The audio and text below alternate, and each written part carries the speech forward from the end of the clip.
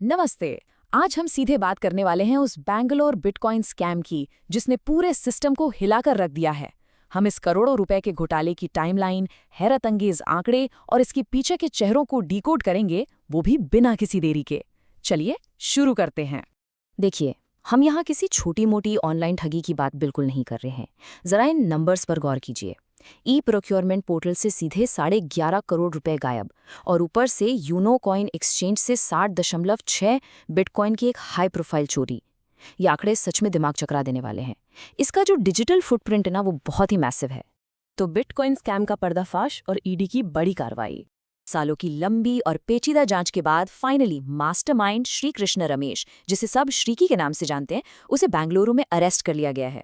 सिर्फ वही नहीं, उसके 2 खास सहयोगी रॉबिन खंडेलवाल और सुनीश हेगड़े भी अब ईडी की गिरफ्त में हैं। स्पेशल कोर्ट ने तुरंत एक्शन लेते हुए इन्हें 10 दिन की ईडी कस्टडी में भेज दिया है, ताकि इस मनी लॉन्ड्रिंग और गायब हुई डिजिटल वेल्थ का पूरा सच बाहर आ सके। मास्टरमाइंड हैकर श्रीकी और उसके अपराधों की पूरी टाइमलाइन। जरा इस टाइमलाइन को देखिए, ये किसी थ्रिलर मूवी से कम नहीं है। 2017 में तुमकुरू का यूनोकॉइन एक्सचेंज हैक होता है। फिर 2019 में सीधे कर्नाटक सरकार के ई प्रोक्योरमेंट पोर्टल में सेंध लग जाती है। 2020 में ये बंदा पहली बार डार्कनेट पर ड्रग्स खरीदने के चक्कर में पकड़ा जाता है, और अब फास्ट फॉरवर्ड टू 2026, ईडी ने इन पुराने और बड़े मामलों में मनी लॉन्ड्रिंग के लिए उसे फाइनली धर दबोचा है। तो ये पूरा क्राइम नेटवर्क काम कैसे करता था? ये कोई 1-2 बार की चोरी तो थी नहीं।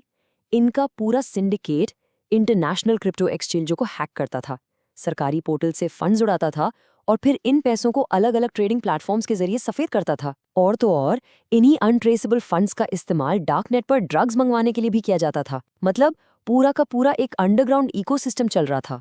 राजनीतिक कनेक्शंस और इस पूरे मामले की जांच। अब यहाँ से मामला थोड़ा और सेंसिटिव हो जाता है। ईडी ने हाल ही में कई जगहों पर ताबड़तोड़ छापेमारी की है। रडार पर कौन है?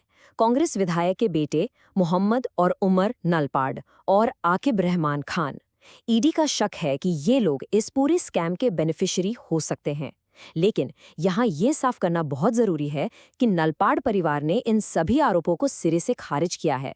उनका साफ कहना है कि उनका इन सबसे कोई लेना देना नहीं है। हम यहाँ सिर्फ तथ्यों की बात कर रहे हैं। एक तरफ ईडी की थ्योरी है, तो दूसरी तरफ उन लोगों का कड़ा इनकार।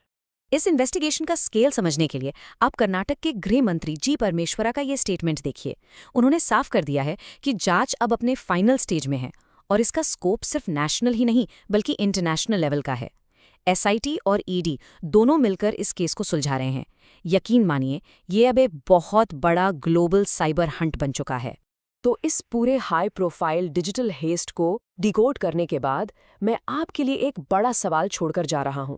जब इतने हाई लेवल का करप्शन और इतनी एडवांस्ड हैकिंग आपस में हाथ मिला लेते हैं, तो आखिर हमारी और आपकी डिजिटल संपत्ति कितनी सेफ है? ये एक ऐसा सवाल है जिस पर हम सबको सोचना चाहिए। आज के इस एनालिसिस में जुड़ने के लिए बहुत बहुत शुक्रिया।